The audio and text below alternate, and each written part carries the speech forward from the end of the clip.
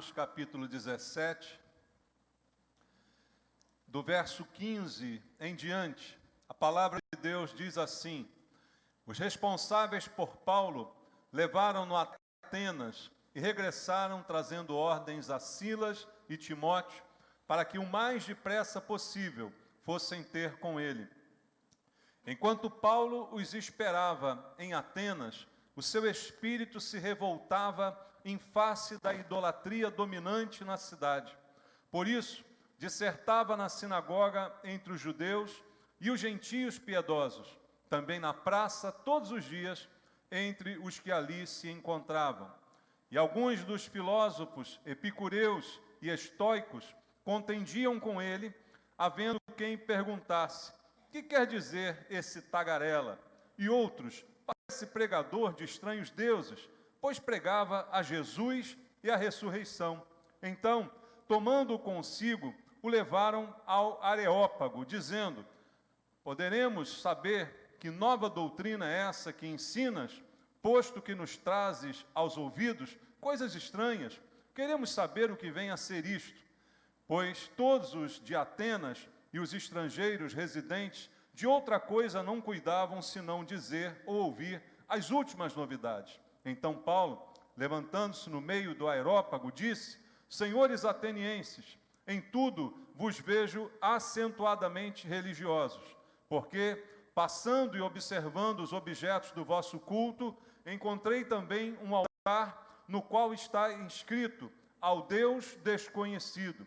Pois esse que adorais sem conhecer é precisamente aquele que eu vos anuncio, o Deus que fez o mundo e tudo que nele existe, sendo ele Senhor do céu e da terra.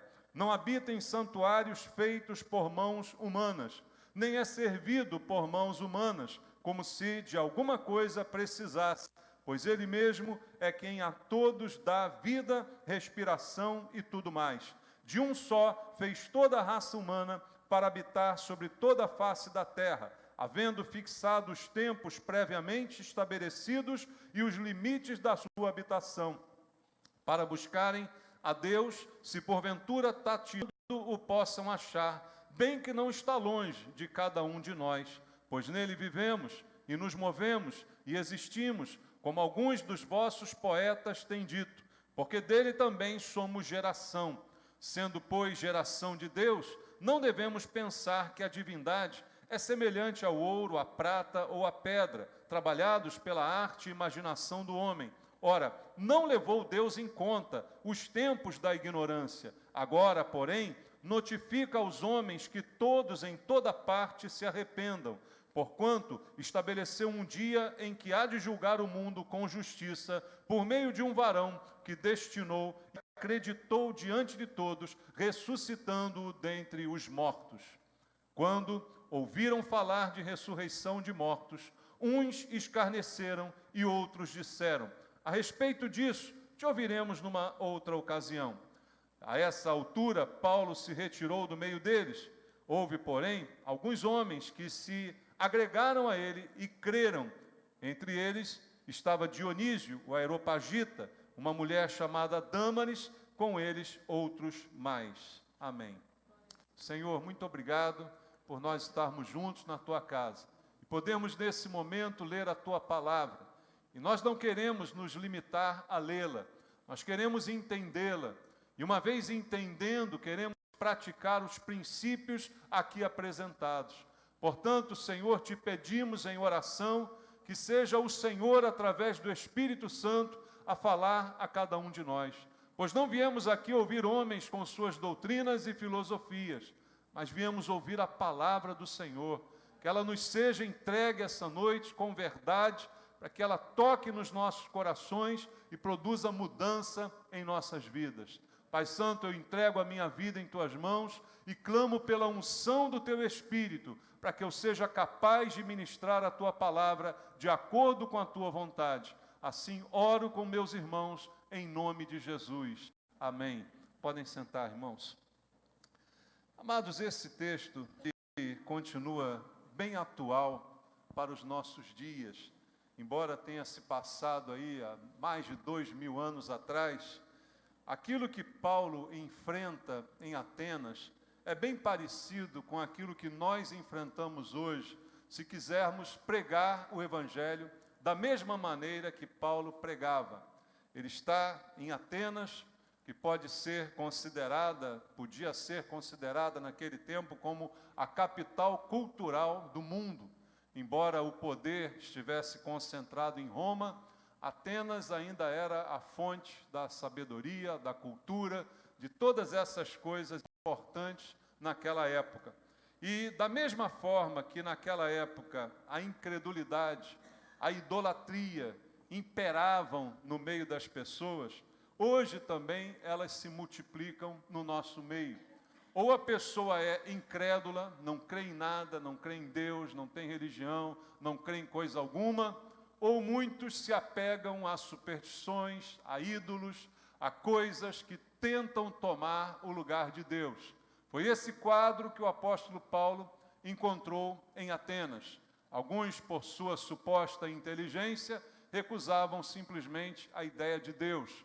E outros, por sua ignorância, também abraçavam deuses falsos, imagens feitas de escultura, e tinham isto como poder em suas vidas. E cada vez mais, Deus era realmente desconhecido para aquelas pessoas.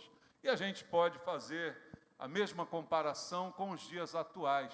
Vivemos essa situação e Deus continua sendo desconhecido para a maioria das pessoas. Falam até de Deus algumas vezes, têm até alguma ideia de Deus, mas não o conhecem plenamente. E Paulo, ele nos dá aqui alguns exemplos de como nós cristãos podemos lidar com situações como esta, que acontecem no nosso dia a dia, porque a sociedade em que a gente vive não é muito diferente da sociedade ateniense que Paulo conheceu naqueles dias. Veja, o texto diz que ele estava em Atenas, como eu disse a você, a capital do mundo em termos de cultura, em termos de tecnologia, de filosofia. Era ali o lugar da antiguidade onde praticamente a cultura grega tanto se difundiu e tanto brotou naquele lugar. Mas o versículo 16 diz assim: enquanto Paulo os esperava em Atenas, olha o que acontece com ele. O seu espírito se revoltava em face da idolatria dominante na cidade. Paulo estava esperando, como diz o verso 15, a chegada de Silas, a chegada de Timóteo. Mas enquanto ele esperava, ele trabalhava, ele pregava o evangelho. E vendo a cidade, o que ele percebia era um monte de templos erguidos a deuses que são falsos, imagens de escultura sendo adoradas, reverenciadas, e isso revoltava o coração do apóstolo Paulo, é o que nos diz a Bíblia, aqui no versículo 16. Trazia uma revolta diante daquela situação, mas essa revolta, ela tem o sentido de comoção. Ele ficava comovido em ver como pessoas se perdiam adorando aquilo que não é Deus, adorando aquilo que é falso. Então havia no apóstolo Paulo, a palavra empregada aqui nessa versão de revolta, ela tem mais o sentido de comoção. Eu me comovo com essa situação, isso me dá uma revolta por dentro de ver quanta gente inteligente, quanta gente boa se perdendo com adoração àquilo que é falso. Então, no coração de Paulo, era assim que ele estava naquele momento. No verso 17, diz assim: por isso, ou seja, por causa disso tudo que o comovia, ele dissertava na sinagoga, entre os judeus e os gentios piedosos, também na praça, todos os dias, entre os que se encontravam ali. Perceba a reação de Paulo a essa comoção, a essa revolta. O que ele faz diante do quadro que ele está vendo? Ele diz: eu não posso ficar alheio a isso tudo. Eu não posso ficar indiferente ao que está acontecendo. Então, aquilo que Deus deu a ele, que foi a capacidade de evangelizar, a capacidade de pregar, fala, é isso que eu vou fazer. Então, o apóstolo Paulo vai para as sinagogas, em primeiro lugar, onde ele encontrava ali judeus e também alguns gentios piedosos que acabavam frequentando a sinagoga, pregava para eles ali na sinagoga. Depois também a Bíblia diz que ele ia para as praças e todo dia pregava a todos que se encontravam ali. Qual a vontade de Paulo? Qual a sua motivação? Levar Jesus ao conhecimento das pessoas, livrá-las dessa idolatria, livrá-las dessa adoração falsa a um Deus falso que nada pode fazer por elas. Então é isso que ele fazia, e ele era mais ainda empenhado por causa dessa comoção que ele sentia ao ver o estado das pessoas em sua volta. E assim Paulo viveu seus dias ali em Atenas. Versículo 18 diz: e alguns dos filósofos epicureus e estoicos contendiam com ele, debatiam com ele, havendo quem perguntasse: que quer dizer esse tagarela? Olha o adjetivo que deu Paulo aí, né? Um tagarela, um cara que fala sem parar. E Paulo não parava mesmo não, irmãos. Ele falava de Jesus. Ser tagarela falando de Jesus é bom. Espero que você não seja tagarela falando bobagem, né? Aí é pior, não é verdade? Alguns a gente conhece aí que são tagarelas porque só falam besteira. Mas Paulo foi qualificado assim porque ele só falava de Jesus. Ele só pregava o Evangelho. Ele queria mostrar a verdade para as pessoas. E ele então entra em debate com dois grupos filosóficos que estavam ali naquele momento, e gente muito parecida com a gente que nós encontramos hoje. Essas duas filosofias já existiam naquele tempo e ainda existem hoje. Epicureus e estoicos. Duas filosofias. Epicureus, seguidores de Epícoro, um filósofo daquele tempo, e os estoicos, seguidores de Zenon, também outro filósofo, com filosofias bem distintas, mas que são muito atraentes, como são as filosofias do mundo hoje. Por isso, amados, eu sempre digo aqui nas nossas pregações, nós não viemos aqui ouvir filosofias, irmãos. Nós viemos ouvir a palavra de Deus. Filosofia, o mundo está cheio delas. Algumas têm até certa utilidade, tem coisas que nós podemos até utilizar para o bem, mas a maioria das filosofias do mundo nada tem a nos ensinar, nada tem a que não está bem explicado na Bíblia Sagrada. E a filosofia desses dois grupos era exatamente o que hoje permeia a vida da maioria das pessoas. Veja, os epicureus tinham um pensamento, resumidamente, dizendo assim, que a felicidade era a razão da vida do homem. Ou seja, você existe para ser feliz. E a felicidade seria a libertação de qualquer sofrimento e qualquer medo. Ora, quem não quer ouvir isso? Você existe para ser feliz. Olha que maravilha. Será que existem pastores epicureus hoje, irmãos? Que também falam para as pessoas isso? Você existe para ser feliz. A Bíblia não diz que você existe para ser feliz. A Bíblia diz que você existe para adorar a Deus. A felicidade é uma consequência disso, mas ela não é o bem supremo da vida, ela não é o alvo que nós buscamos a todo e qualquer custo, porque em nome da felicidade muita gente peca. Querendo ser feliz, muita gente transgride o mandamento de Deus. Muita gente se separa e diz assim, por quê? Porque eu quero ser feliz. Só que você está se divorciando, isso é contra a palavra de Deus, isso é contra aquilo que Deus determina. Ah, mas o importante é ser feliz. Não, o importante é obedecer. E da obediência vem a felicidade verdadeira. A felicidade que o mundo tem para dar, ela é muito distinta da felicidade que nós encontramos em Deus. Então, essa filosofia dos epicureus é muito contaminante e muito sedutora, porque é aquilo que todos nós queremos ouvir. Não é? Você deseja ouvir, olha, o importante é que você seja feliz, o importante é que você busque a sua felicidade acima de qualquer outra coisa.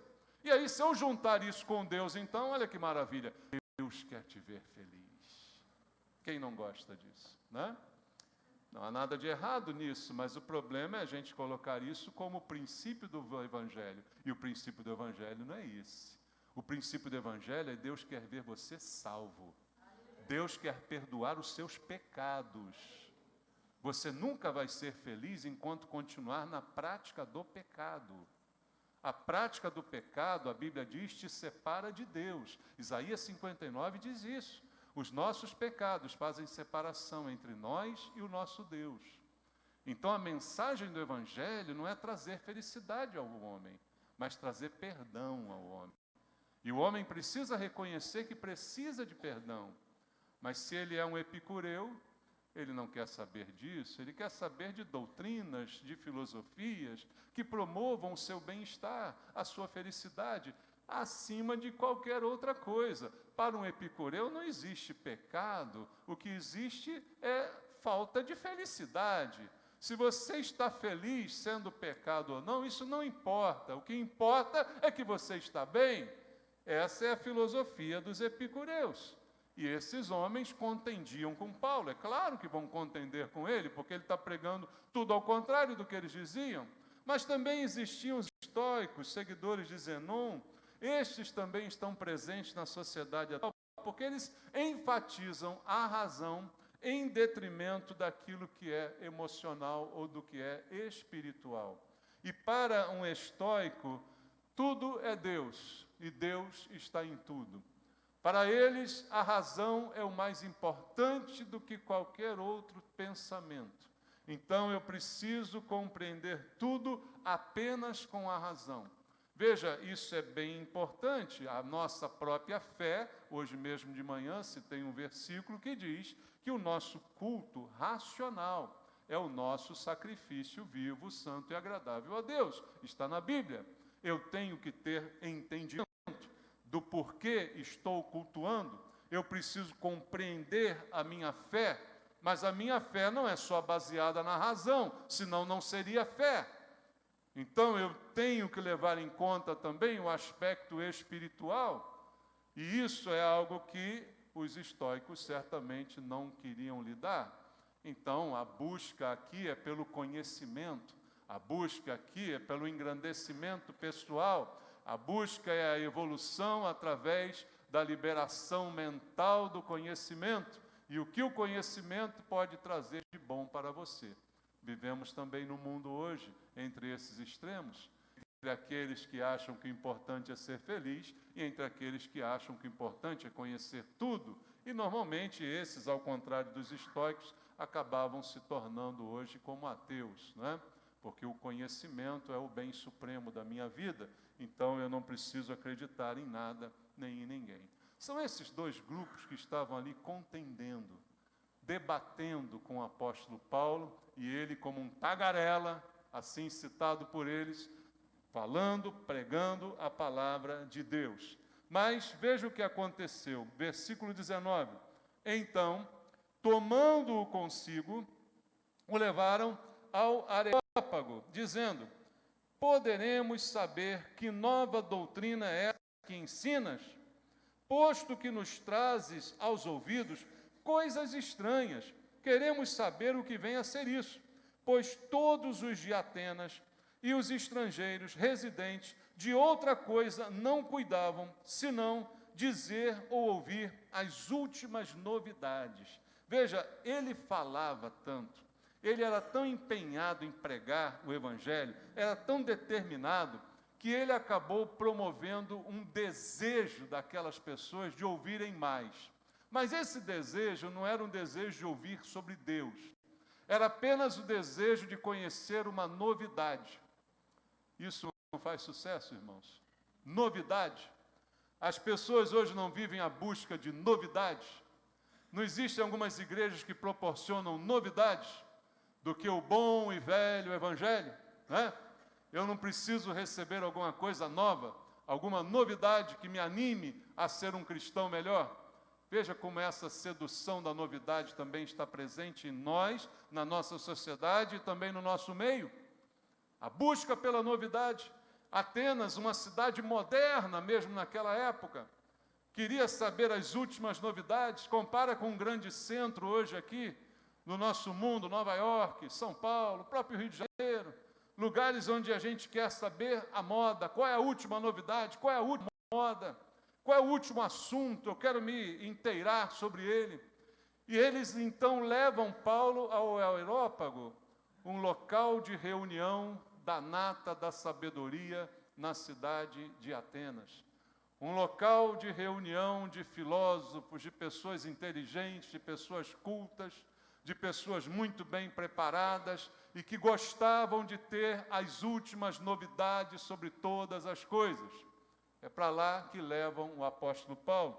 E dito aqui na Bíblia que eles queriam realmente saber das novidades, pois todos os de Atenas e os estrangeiros residentes de outra coisa não cuidavam, senão dizer ou ouvir as últimas novidades. Tem um cara estranho aí, pregando um negócio esquisito? Isso parece novo?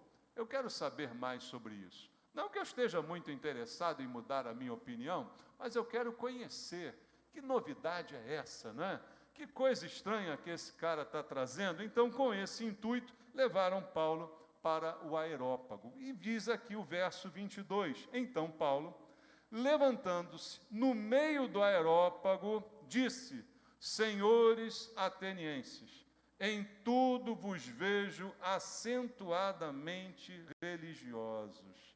Veja, Paulo pôde anunciar a Cristo no meio do Areópago. Irmão, você talvez não tenha dimensão do que é isso. É um lugar praticamente inacessível às pessoas comuns. E Paulo teve voz naquele lugar. Levaram Paulo para ali e deram a oportunidade dele falar. É como se, sei lá, pudesse comparar, levaram Paulo para o Congresso Nacional e deixaram ele falar em cadeia nacional para todo mundo ouvir. É mais ou menos mal comparando isso que está acontecendo aqui. Ele vai falar para a nata daquela sociedade, para o povo mais culto, mais inteligente, e dão a ele a oportunidade de pregar o Evangelho. O que você faria se você tivesse essa oportunidade? Pensa comigo agora. O que você faria? Quem disser que chamava o pastor, eu vou brigar com você. O que você faria se tivesse essa chance? Te deram a chance, o microfone está contigo, prega o Evangelho, a nação está te ouvindo. E aí Paulo vai pregar o Evangelho. E ele o faz com toda a intrepidez, mas também com toda a sabedoria que Deus lhe deu. E aí é nessa hora, amados, que a sabedoria é um dom precioso que vem de Deus, precisa estar presente na nossa vida. Porque uma grande oportunidade como essa não pode ser perdida, mas seria totalmente perdida se ele não tivesse sabedoria. Às vezes não nos falta oportunidade de pregar o Evangelho, o que nos falta é sabedoria para fazê-lo. Nós jogamos fora a oportunidade que nos é dada, porque não temos a sabedoria de falar. E aí, nas primeiras frases que a gente diz, a pessoa já quer ir embora, já não quer mais ouvir a gente. Porque não soubemos falar da maneira correta. O que você está dizendo com isso? A gente tem que maquiar a verdade? Não, não tem que maquiar a verdade. Mas a verdade, como já disse aqui algumas vezes, é como uma pedra preciosa. A maneira dela ser entregue influencia na maneira como ela será recebida. Se há um diamante bem valioso, sabe aquele diamante, aquele desenho tradicional, né, aquele triângulo com a pontinha? Eu pego o diamante e taco na tua testa. Pum! Crava aqui, começa a sangrar. Você vai gostar desse diamante?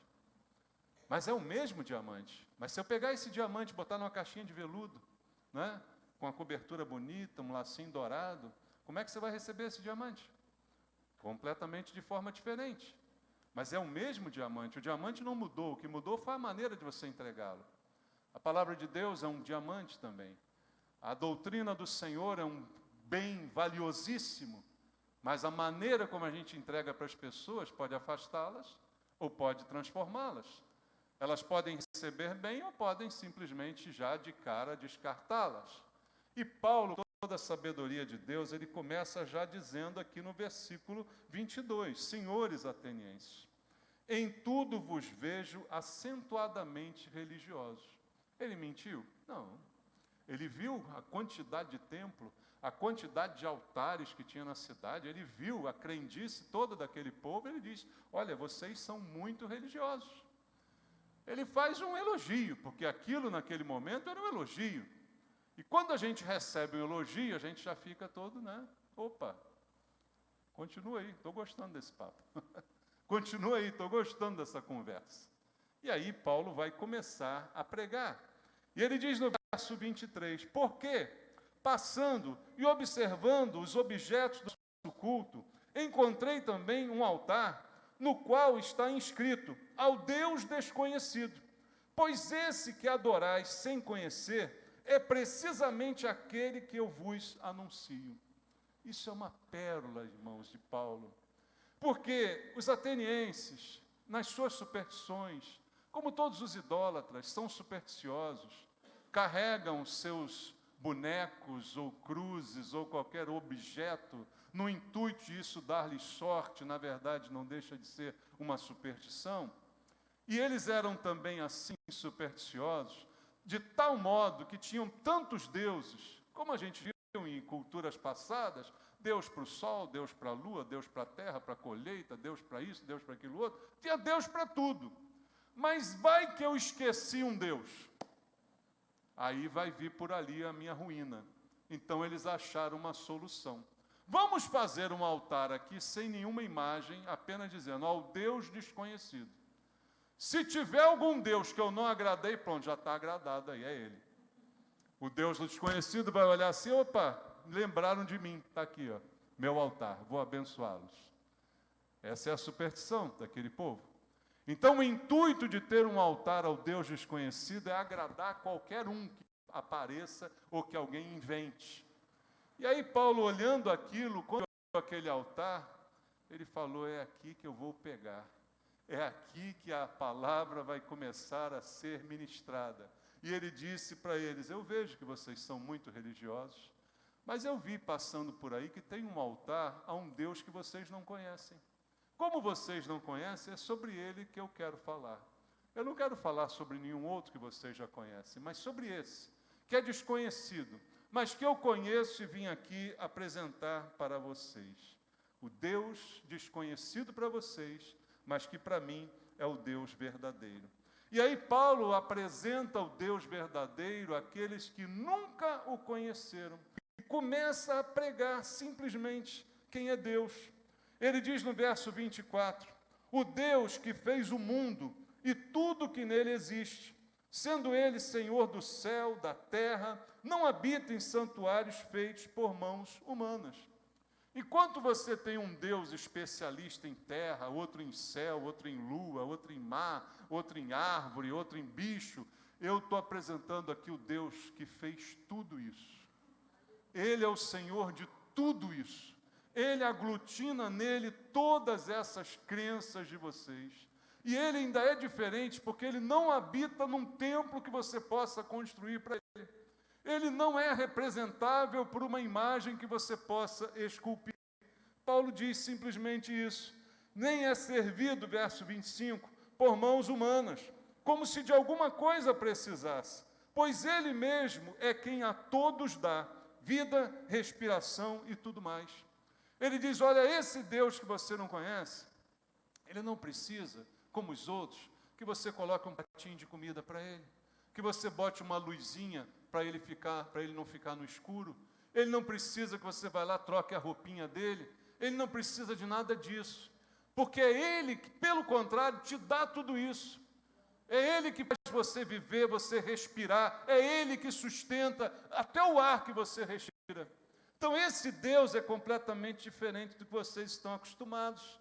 E ele diz no verso 26, de um só fez toda a raça humana para habitar sobre toda a face da terra, havendo fixado os tempos previamente estabelecidos e os limites da sua habitação, para buscarem a Deus, se porventura, tatuando, o possam achar, bem que não está longe de cada um de nós, pois nele vivemos, nos movemos, existimos, como alguns dos vossos poetas têm dito, porque dele também somos geração. Olha a sabedoria de Paulo. Até um poeta ateniense ele citou. Irmão, se Paulo citou um poeta ateniense, é porque ele já leu um poeta ateniense. Você já parou para pensar nisso? Que às vezes os crentes do nosso tempo têm muito preconceito com tudo. Não, eu não leio isso aqui não, porque isso aqui... Você tem que ler até para conhecer, a não ser que você seja fraco. Se você é fraco, não lê nada não, tá bom? Se você é fraco, lê só a Bíblia, está muito bom. Mas se você é crente convicto, você pode ler qualquer coisa. Pode ler até o livro de São Cipriano, pode ler o que você quiser. Entendeu? Se você é crente, se não, você é fraco, não lê coisa nenhuma não, que aí é um perigo para você. Mas Paulo leu os poetas atenienses e na hora da pregação citou. Isso traz identificação com as pessoas. O evangelho precisa ser identificado com as pessoas. E ele cita, alguns dos poetas de vocês têm falado dessa forma. E esse Deus é exatamente assim. E é isso que eu quero apresentar para vocês. Ele não precisa de nada, ele criou tudo, ele de um homem fez todo mundo. Paulo arrasa aqui, irmãos, mostrando tudo sobre Deus, tudo. Ele não deixa faltar nada na sua pregação. E no versículo 29, ele diz, sendo, pois, geração de Deus, não devemos pensar que a divindade é semelhante ao ouro, à prata ou à pedra, trabalhados pela arte e imaginação do homem. Veja com jeitinho, com sabedoria, Paulo está pregando sobre um Deus único, Paulo está pregando contra a idolatria, contra trabalhos de pedra, madeira e ouro, contra qualquer tipo de sentimento supersticioso, simplesmente pregando o evangelho do Senhor Jesus com toda a sabedoria dada por Deus a ele para fazer dessa maneira. E aí depois de apresentar esse Deus que realmente era desconhecido, eles nunca ouviram falar de um Deus assim. Ele nunca ouviu falar de um Deus que aglutinasse todos os outros. De um Deus que, ao contrário de todos os outros, não precisasse ser servido, não precisasse ser cuidado, não precisasse ser iluminado nem alimentado. Um Deus que não precisava nem de templo ser erguido para ele. Um Deus completamente diferente do que eles desconheciam. Ele apresenta esse Deus desconhecido. E aí, depois sim de apresentar com toda a sabedoria, aí ele no versículo 30 coloca a questão. Porque não adianta a gente ter sabedoria para pregar o evangelho, mas não exigir das pessoas uma decisão. Sabedoria não é passar a mão no pecado, entende? Sabedoria é atingir o objetivo e o alvo. E o alvo da pregação do evangelho é levar as pessoas para Jesus. E as pessoas só são levadas para Jesus quando elas se arrependem dos seus pecados. Para se arrepender dos seus pecados, eu preciso me convencer primeiro de que eu sou um pecador, de que eu sou errado, de que minha prática não é correta. Eu preciso primeiro olhar para mim mesmo. Ele apresentou Deus, e aquilo era para que cada um fizesse uma análise na sua própria consciência.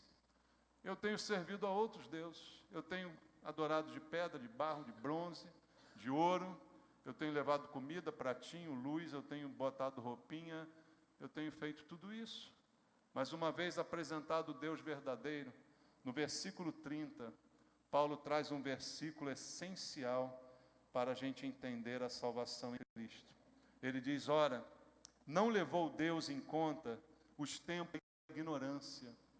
Ele diz assim, olha, vocês não conheciam Ele até hoje. Vocês tinham até um altar aí dizendo Deus desconhecido. Vocês eram ignorantes. Ignorante não é uma ofensa. Ignorante é quando você ignora alguma coisa, né? A gente que transformou ignorante num tipo de ofensa, mas o sentido da palavra não é essa. Então Deus não levou em conta o tempo da ignorância. O tempo em que eu não sabia a respeito da verdade. Por isso a verdade tem que ser pregada. Porque as pessoas precisam conhecer.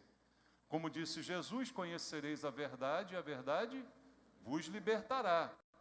Mas isso é para quem deseja e permite ser liberto. Outros são expostos à verdade, mas continuam preferindo a mentira. Então Paulo diz, olha, fica tranquilo. Deus não levou em conta os tempos da sua ignorância. Deus não leva em conta. O que passou, passou. Mas agora hoje é um dia marcante na sua vida. Hoje você está conhecendo a respeito do Evangelho da salvação. Então ele diz: agora, porém, notifica aos homens que todos, em toda parte, façam o quê? Se arrependam. E a palavra é forte porque Deus está fazendo uma notificação. Uma notificação não é um pedido, não é uma solicitação, não é uma pergunta, não é uma proposta. Deus está notificando, Ele está te avisando e é imperativo que você obedeça.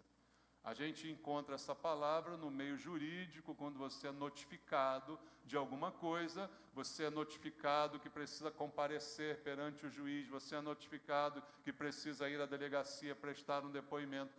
Já recebeu uma notificação? Se não, de graças a Deus, mas se receber, você sabe que precisa obedecer. Vai você não obedecer para ver o que vai te acontecer? Ah, não vou, não quero. Ah, não quero, tudo bem. A polícia te pega em casa. Tem problema, né? O oficial de justiça vai lá, você é levado, mas você não tem opção de obedecer ou não obedecer, você tem que obedecer. E aqui Deus está dizendo, agora, Ele apagou o passado, mas agora Ele te dá uma notificação, se arrependa. Deus notifica você, você precisa se arrepender. Nisso está inserido que você precisa se reconhecer como um pecador. A maior dificuldade do homem, se reconhecer como um pecador. Porque a maioria das pessoas, quando confrontadas com o pecado, elas sempre dizem assim, mas tem alguém pior do que eu. Mas eu não sou tão ruim quanto o outro. Ah, eu sou uma pessoa boa, eu pago meus impostos, não faço nada de errado. Então, sempre há uma proteção para o ego, para o indivíduo. Mas a Bíblia diz lá em Romanos 3:23, todos pecaram e carecem da glória de Deus. Todos inclui todo mundo, irmãos. Então não há uma pessoa que possa dizer que não tem pecado. E se tem pecado, precisa de Jesus para perdoá-lo. Se tem pecado, precisa se arrepender.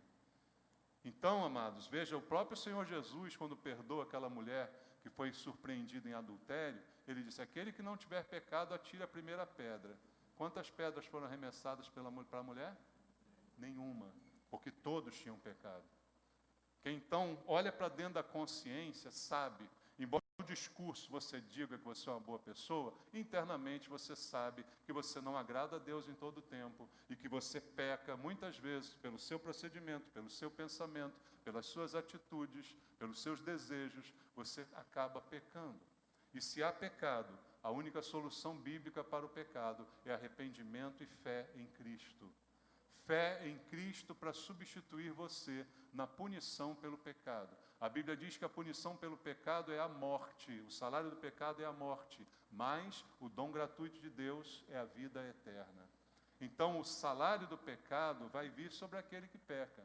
Mas se eu me arrependo e trago Cristo para me render a Ele e colocá-lo como aquele que me substituirá a mim diante do salário do pecado, aí então eu sou salvo. E isso é um dom gratuito de Deus. Não é pago, não é comprado, eu apenas preciso reconhecer que sou pecador, decidir me arrepender e decidir me render. Paulo, então, ele praticamente faz um apelo aqui. O que ele está dizendo é, o tempo que você não sabia, Deus não leva em conta. Mas agora, ele te dá uma ordem, uma notificação a todos e em todos os lugares que se arrependam, porquanto estabeleceu um dia em que há de julgar o mundo com justiça, por meio de um varão que destinou e acreditou. Ele está dizendo, olha, Deus há de julgar o mundo por meio de um varão que destinou e acreditou. Quem é esse varão? Jesus Cristo. Deus julgará o mundo através de Jesus Cristo, do sacrifício que Ele fez e que o mundo ignorou. E Ele diz, diante de todos, também o ressuscitou dentre os mortos, para mostrar diante de todos que é verdadeiro o testemunho de Jesus. Assim Paulo terminou o seu discurso. Falou do Evangelho, fez o apelo, deu a razão pela qual as pessoas deveriam se render e pregou a palavra de Deus. E aí, amados, sabe o que aconteceu? Aconteceu o que acontece hoje. A maioria voltou as costas para a pregação do Evangelho. Seja ela com graça, com sabedoria, com unção, a maioria diz não ao Evangelho. No versículo 32, Diz assim: quando ouviram falar de ressurreição dos mortos, uns começaram a gozar, escarnecer, debochar. E outros disseram: tá bom, a respeito disso a gente ouve em outra hora. Olha, agora você começou a brincar com a gente, né? Até agora você estava falando bonito. Agora falou que Deus ressuscitou uma pessoa dos mortos? Não, aí é brincadeira. Depois a gente conversa sobre isso. Variando, vai, tudo bem. Tá? Aquela desculpa que a gente dá quando quer se livrar de alguém, né? E outros logo disseram para ele: não, você é maluco, zombou e tal. E alguns outros saíram pela tangente, saíram de fininho, e foi isso que a maioria fez. E aí, a partir desse momento, já não há mais o que dizer, já não há mais o que fazer. A oportunidade é dada pela pregação, mas a decisão é individual. O que Paulo fez? A essa altura, Paulo se retirou do meio deles. Não dá mais para falar, não dá mais para fazer. Já foi dito tudo que tinha que ser dito, já foi pregado tudo que tinha que ser pregado. Tudo já foi exposto. Não há mais o que dizer, não há mais o que insistir. Paulo, então, simplesmente sai do meio deles. Mas aconteceu o que também acontece hoje em dia, irmãos. Uma pequena parte, uma minoria, sempre recebe a palavra de Deus com alegria. Por isso a Bíblia diz que a palavra de Deus não volta para ele vazia, porque ela cumpre os propósitos de Deus. O semeador, como disse Jesus, saiu a semear e jogou sementes. Nem todas as sementes frutificaram. Apenas uma dos 4 tipos mencionados frutificou. E assim, é sempre minoria. São sempre poucos. Muitos chamados, poucos escolhidos. São sempre poucos os que ouvem a palavra de Deus, rendem a ela e por isso são salvos. No último versículo, verso 34, diz assim: houve, porém, alguns homens que se agregaram a ele e fizeram o quê? Creram. Entre eles estava Dionísio, o Areopagita, o responsável pelo Areópago, uma mulher chamada Dâmaris e com eles outros mais. Perto da multidão que estava lá, quase nada, mas sempre é assim, uma minoria se rende, se converte e é salva. Infelizmente, por mais que Deus queira salvar todos, são poucos os que se salvam, são muitos os que se perdem. A porta larga, Jesus já falou sobre ela, muitos que entram por ela, e a porta estreita, são poucos os que a encontram. Sempre assim, amados, mas a decisão é de cada um. A palavra de Deus foi ministrada essa noite ao teu coração, no mesmo espírito no qual Paulo ministrou aquele dia. O mesmo apelo é feito. Deus te notifica que você se arrependa e creia nele e se renda a ele. Se você vai querer isso ou não, aí é com você. Senhor, eu entrego em tuas mãos a palavra que foi ministrada, que ela faça e cumpra os teus propósitos. Toca, Senhor, no coração daquele que precisa se render. E se há alguém aqui entre nós essa noite que quer se render a Cristo, entregar sua vida a Jesus, levante a mão para que eu possa orar por você e com você. Há alguém essa noite que quer se render a Cristo? Não? Amém. Deus sabe todas as coisas. Pai Santo, eu te agradeço por esse momento em tua casa, pela palavra que foi ministrada, o Evangelho da salvação. Talvez não tenha feito efeito aqui, mas a palavra está na internet, a palavra alcança muitos que não conhecemos. E o que importa é que haja salvação. São poucos sempre os que se salvam, muitos são aqueles que se perdem. Mas a tua palavra é pregada e a notificação do Senhor continua valendo. Se arrependa, ainda há chance. Assim, Pai, eu oro pedindo a tua bênção sobre a igreja, sobre cada irmão que é salvo nesse lugar, que tenham também a intrepidez de Paulo, a sabedoria de Paulo, para compartilhar essa verdade maravilhosa e preciosa. É o que eu te peço, Pai, em nome de Jesus.